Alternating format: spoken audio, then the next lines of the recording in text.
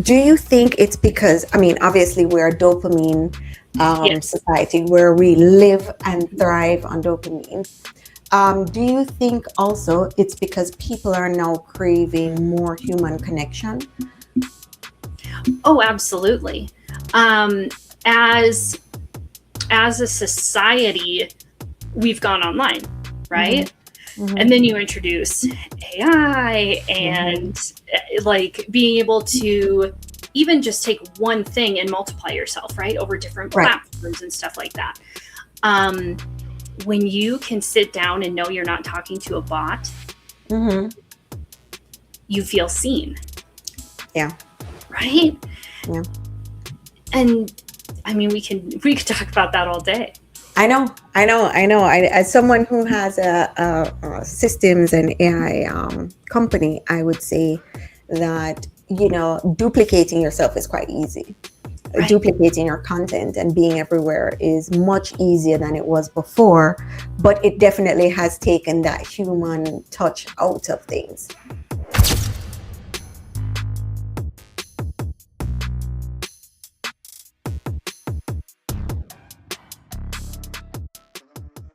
Hello, everyone, and welcome to another episode of Entrepreneurial Truth. On today's podcast, we have Shaina Hargens with us, and she's going to share her light, her beauty, her business. Shaina, thank you so much for being here today. Thanks for having me, Casey. Awesome. All right. So tell me a little bit about you. Tell our listeners about your story.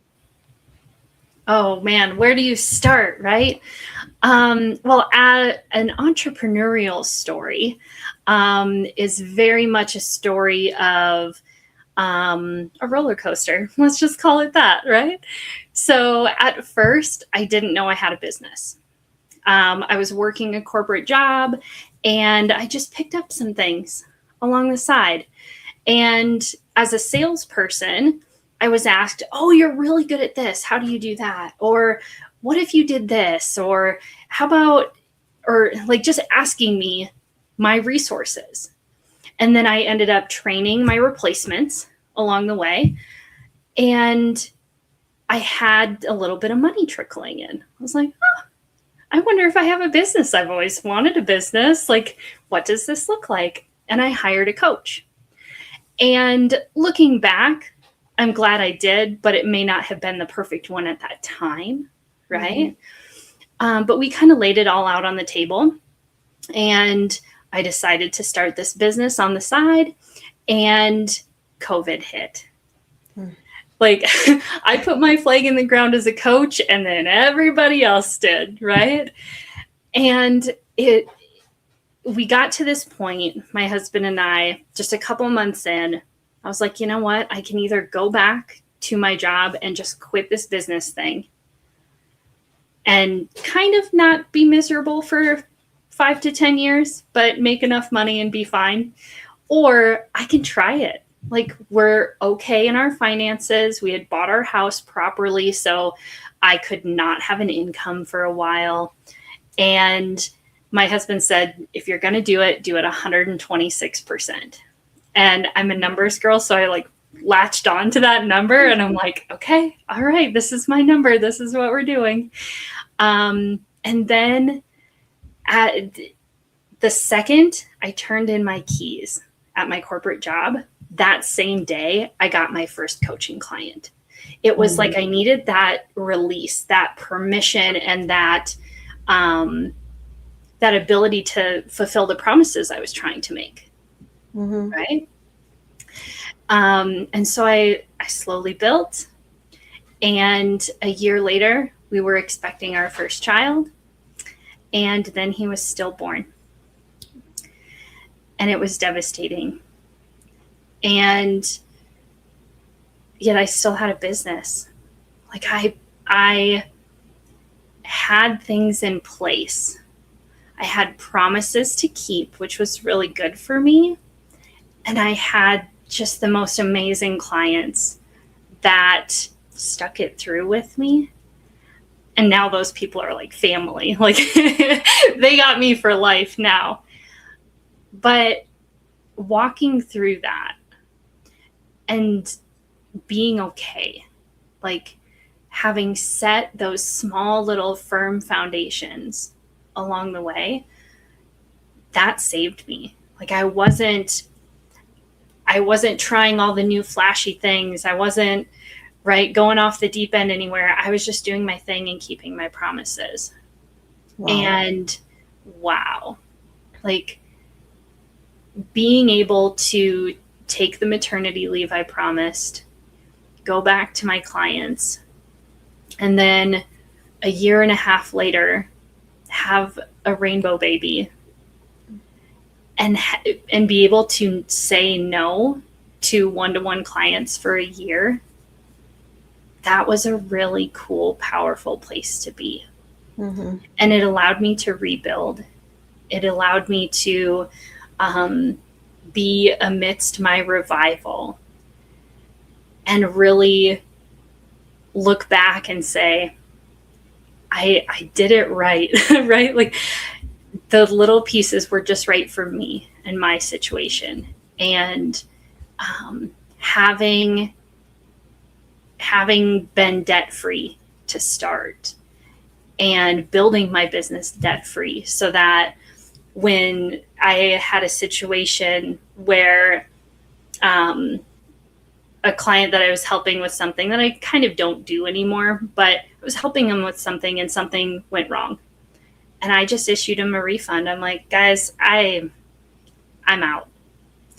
And it wasn't an emotional thing. It was just I'm done, like that piece.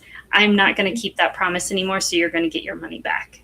Right. Mm-hmm. Like I had those foundational pieces to where I could take care of my emotions, and then I could take care of my clients and not have that big upheaval. Now, let me ask you. Okay, so we unpacked a lot. Yes. Let me go back and ask for listeners, what kind of business do you do so that they have a better frame of reference?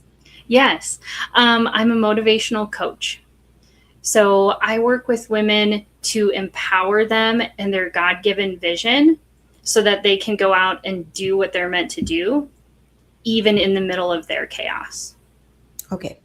Yep. All right. So as a motivational coach, you started this and you started it debt-free. You had the support of your husband. You were able to turn over the keys to your job. And then, in the times like your low points, you were able to take the time that you need and still have the support of your clients. Now, let me ask you, for people that may not be starting out the same way, right? They're probably starting it on the side and maybe still have their 9 to 5 because they're trying to figure it out. What gave you the clarity on how to begin in the first place, where you're able to start with such clarity as to who you're going to serve, how you're going to serve them, and how you're going to show up for your clients? Because not many people start out that way. Well, and I didn't either. It became something where you just have to start. You say, hey, I'm good at this, this, and this, and this, and this, and this, right? Pick one or two and run with it. You're still you. And if you're building off of that brand, little changes and shifts don't throw off your audience. Right. And so, number one, just start. Pick one and see how foundational it can become, right? Okay. And when you say start, what do you mean by start? Oh, say yes. Say yes to that vision.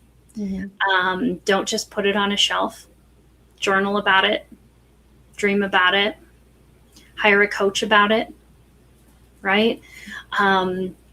Not everybody that you come in contact with, and especially your family, they're not going to get it because it's your vision. It's your path. And so having those people around you that have started as well, right? They're like, I don't know, let's just go, right? But having that sisterhood that says, I see you, I don't have to get the whole thing. I don't have to get where you came from, right? I don't have to get where you're going, but I get you right now, right? And that is, what is that next right thing? So how did you get your first clients? Conversation. And really looking at, okay, zooming out and saying, who is my client, right? Who do I want to serve? What am I good at? What am I working towards? How can I serve them? And then it was looking at my list. And it's not like the list of the 100 people kind of thing. It's make intentional connections with no agenda. That list. And it says, oh, so-and-so actually just mentioned, right? And you're making that connection. So it's in conversation. It says, you know, would this make sense to dive deeper in this direction? At first, I was a sales coach specifically on sales conversations, which I still get to dive into because I help women grow their vision. But it was that, okay, who wanted to grow their business? And then I wrote that list, that short list, not the list of 100. And I'm making all these cold calls. I'm having those warm conversations. And it started years before in just making connections because they were cool people, not because I had an agenda. And how long have you been in the business now of coaching? 7 years. 7 Getting years. close to 7 years. Yeah. 7 years. And what are some of the major shifts that you've seen in the industry right now when it comes to coaching? The biggest one is also the smallest one. Can I say that? Okay. If we go back to my previous answer of conversation, when we humanize our connection, we get in touch with the heart, right? We connect the head and heart. Okay. So in the sales conversation world, historically, as a door-to-door salesperson or someone over the phone or like a traditional sales role, the typical sales, I'm trying to think of the word, the typical sales structure from 0 to yes has been 7 to 10 touches. Right. Okay. That's everywhere. Right. And then you introduce digital sales, right? You introduce social media ads and scrolling and LinkedIn articles and you name it. If it's on your screen, it's a digital touch, right? It's less humanized. That went from 20 to 30 touches before someone gets a yes to up to 300 eyeballs. Wow. Yeah, up to 300 eyeballs on an ad because you're scrolling. And you have to see it that many times now before someone will say yes at that level of touch. Oh, wow. So then every time you have a conversation, you could do some really fun math. And I've done these experiments and had these experiences with my clients. Every single time you'd put a one-to-one touch in there, a voice message, a phone call, a physical meeting, a Zoom one-to-one, every single one of those cuts that number in half to where if you add 4 to 5 physical touches, right, those one-to-one touches, now you're back down to the 7 to 10 touches for a yes. Wow. So do you think it's because, I mean, obviously we're a dopamine society where we live and thrive on dopamine. Do you think also it's because people are now craving more human connection? Oh, absolutely. As a society, we've gone online, right? And then you introduce AI and like being able to even just take one thing and multiply yourself, right, over different Right. platforms and stuff like that. When you can sit down and know you're not talking to a bot, you feel seen, Yeah. right? Yeah. And I mean, we could talk about that all day. I know. As someone who has a systems and AI company, I would say that, duplicating yourself is quite easy.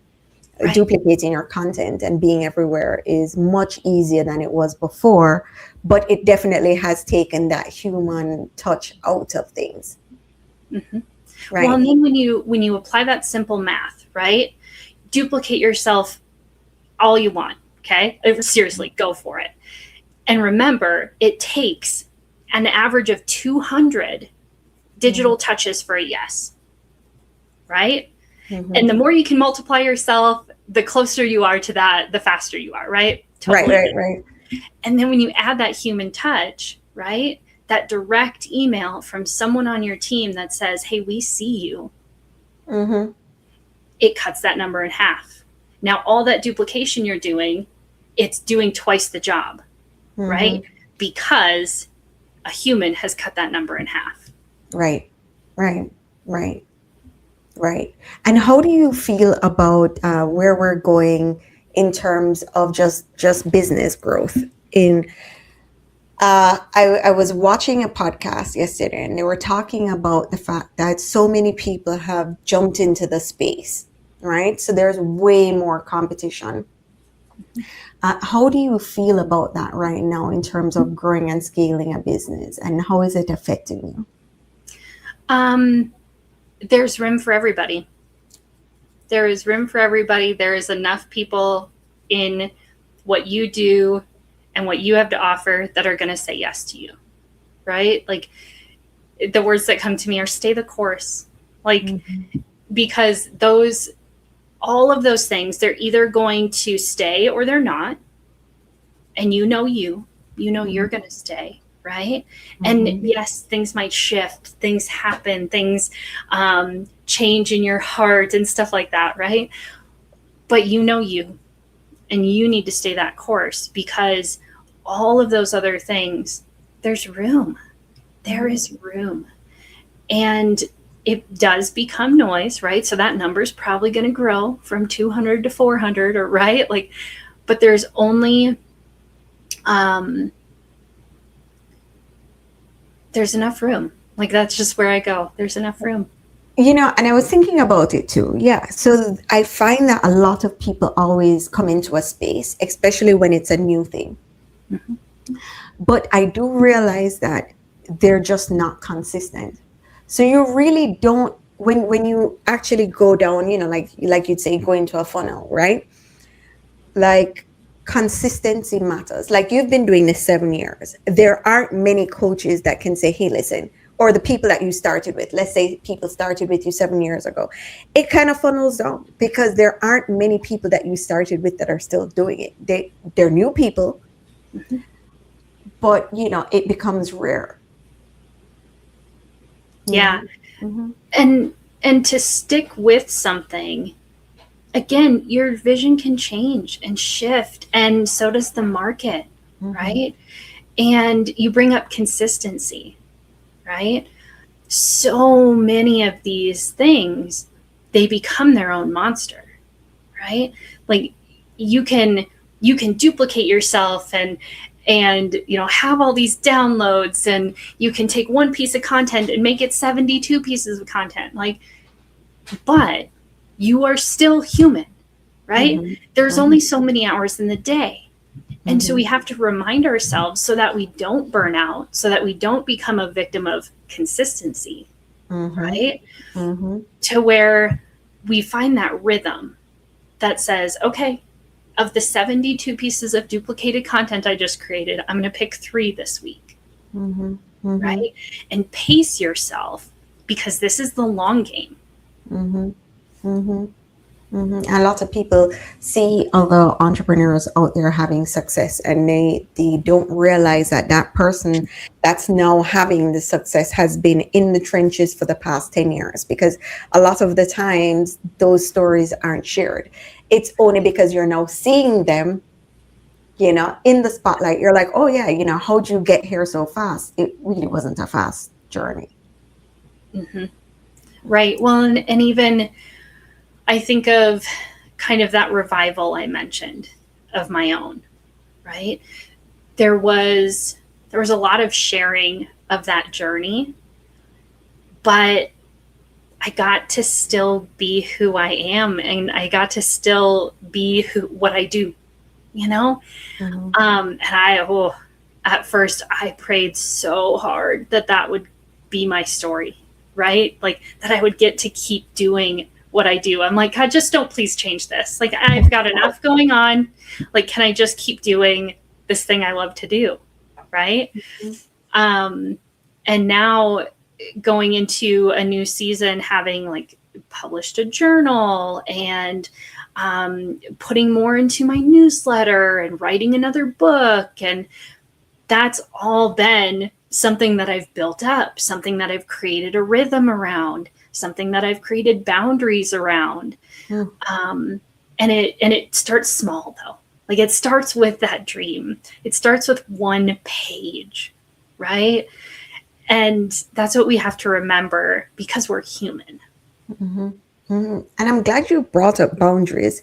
How do you set boundaries between what you're doing, your work, and like boundaries within even relationships with clients? Like, what are some skills or techniques that you're using to implement? Do you set it up at first? Like, I'd love to hear how you create the boundaries. So this is going to be really groundbreaking. The suspense. I have a mantra, and that is Mary is part of the deal. Mary is my daughter. She just turned 3. There were times where I said those words with tears in my eyes because I was frustrated or whatever, right? And yet scheduling this with you, Mary is part of the deal, right? She went to a neighbor's house this morning. My last conversation with a client, she was watching Land Before Time, right? But she's part of the deal, and it's part of like the how I get things done has to be worked around her as well, right? Whether she comes with me and sits on my lap or something else, right? She's part of the deal. And I've had just this beautiful honor, and even the last month, I have a small coaching group, a sisterhood. And in that sisterhood, we had a couple guests. We invite guests every month. And one of my members said to her guest, as my daughter sits on my lap, and she goes, Mary's part of the deal. Oh, love that. I didn't have to say it, right? And so, yes, I understand it might bother somebody else. Heck, it would have bothered me 4 years ago, 5 years ago, because of the hurt and pain I had gone through, right? And yet, this is me. This is it, So it can be a boundary can be as simple as that mantra. Wow. Right. And we can start small, and we make it bigger, and we make it bigger. Right. Maybe a boundary is dinner time, right? Personal care. Little things can become entire afternoons, can become the signature on an email, can become something a client repeats to a future client, right? Like that gets bigger than you. So there you go. Ah, I love that. I love that. I love boundaries. And sometimes it's okay to say no. If the person or client doesn't resonate, or like you said earlier, sometimes you just have to let them go. Like, we're along this journey, but I don't feel like it's the right fit, and it's okay. because you have your boundaries and you know what, it's just not working, or it's just not the Yeah. right fit, or it's just not the right time, but it's And okay to there's let go. someone, yes, sorry. And there's someone out there that can help them, right? Mm-hmm. Because Mm-hmm. there's more than one coach out there, Mm-hmm. right? Mm-hmm. They will find their Their person. person. Yep. I 100% agree with that. Yep. And You I've, don't I've have to. definitely had, hmm definitely had situations where I'm like, you know what, it's not suitable for me. It doesn't make me happy. And I do believe if you're not happy, you can't show up as the best version of you. Right. Hmm. Hmm. I love it. I love it. I love it. And if you had to give your younger self advice, right? Hmm. What advice would you give, and what tool would you give? Ooh. Um, I would say the tool, let's wrap it that way. The tool would be resilience, and that reminder of what or how it is built within you. Um, and so just knowing yourself, of that idea of having those 72 options we mentioned earlier, right? Mhm. How about let's just pick three? Let's pace ourselves, because burnout is real, but it doesn't have to be something that you cycle through. Mhm. And as women, we tend to cycle through it because we have low spots in our cycle, right? Mhm.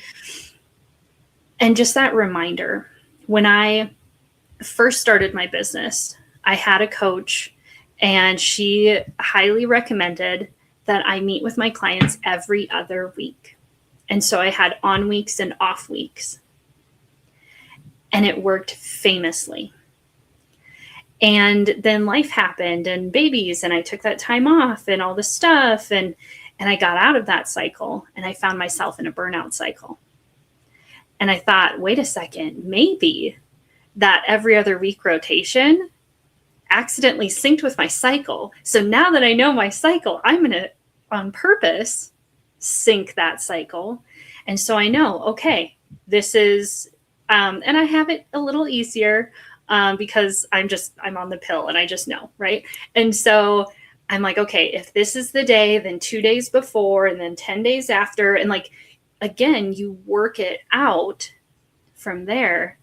And now just knowing yourself Mm. and finding that rhythm, Mhm. and then knowing, oh, today is bubble bath Tuesday. I get to do that, right? And and you're giving yourself permission, you're setting those boundaries, and you're creating that rhythm. Mm. So you're giving yourself grace. Yes. I love it. I love it. I love it. I love it.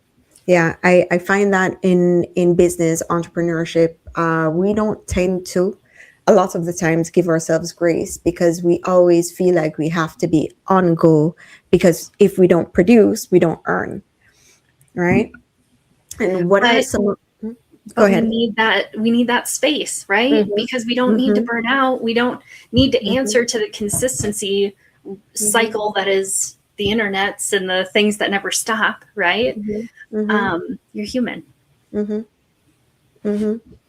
And for people that are struggling with burnout, what do you recommend to A, maybe identify that, you know what, they are burning out or they're burnt out? And then B, how would you suggest like some simple fixes to that? I have a map. Mm. I have a resilience map that has, I don't know, 4 or 5 different quadrants on it that allow you to get to know yourself, kind of answer those good questions for yourself, and then you get to pick what's that next right thing, right? Because, so I mentioned Bubble Bath Tuesday, Mhm. right? Well, Mhm. then maybe a different feeling says, oh, I need to call grandma, right? Or a different feeling says, you know what, I just need to hammer through XYZ, right? Mhm. But this map gives you those things to choose from that aren't my answers, that aren't your answers. They are the writer's answers. So I do have that resilience map on my site. for free, because we need to start somewhere. Mm-hmm. Mm-hmm. I agree. I agree. And I feel like a lot of the times we tend to be in that, what you'd call a masculine energy, where we're always constantly doing and not healing or doing what's right, but feeling like we have to hammer through doing work. Yes. When really, a word I've just started writing into existence in the last couple weeks is careful. Hmm. Care dash FULL. Oh, I like Like, that. yeah, like to be careful in how you're doing that next thing, Mm-hmm. right? Are you doing it out of scarcity or the masculine energy or the burnout energy? Or are you doing it from a careful place? Oh, I like that. Yeah. I like that. And how are some other ways that you think that coaching or entrepreneurship has changed your trajectory or life in comparison to working a 9 to 5? Hmm. I think the biggest thing is, I could even go back to just Bubble Bath Tuesday. It's a saying we use in our sisterhood, but it's a thing. So, like for me, it's Wednesday morning Bible study. Like I just get to go. I get to turn off everything else, and I get to go fill myself up, right? And so whatever those things are for you, working them in, small and bigger, right? But to be able to work those boundaries in, and then I think the second best thing is being able to help others do that same thing, right? Because you get to be that living example of like who I am and what I do. And then I get to help multiply that into somebody else's life, into their vision, right? Because yes, I may not totally get it, but I get to empower it. And it's Mhm. super fun. I love that. I love that. So basically, for you, what I'm hearing you say is that the fact that you can pour into others is actually pouring into you too. Big time. Nice, nice. I love that. And where can our listeners find you? Where can they find your material? All my resources are on anchoringamidst.com. And you can find those also on my resources page on shainahargens.com. Awesome, awesome. And before you leave us today, can you give us 5 tips that you think will help an entrepreneur that's listening to this podcast? Oh, rapid fire, 5 tips. Um, whew. We'll start with what we have here. We had boundaries, Mhm. permission. You have permission. You get to make the rules. Have a mantra, have that affirmation, pick that word of the year, hold on to something. Let's see, be in alignment in your planning and then who you are and what you want to be. Mhm. Put those two together and live it out. Live it out loud. Talk about it, dream about it, write it down, journal it out. Yeah, there you go. Awesome, awesome, awesome. Shaina, thank you so much for being on our show today. It was a pleasure to have you on. Thank you so much as well. See you Thank soon. you. See you soon.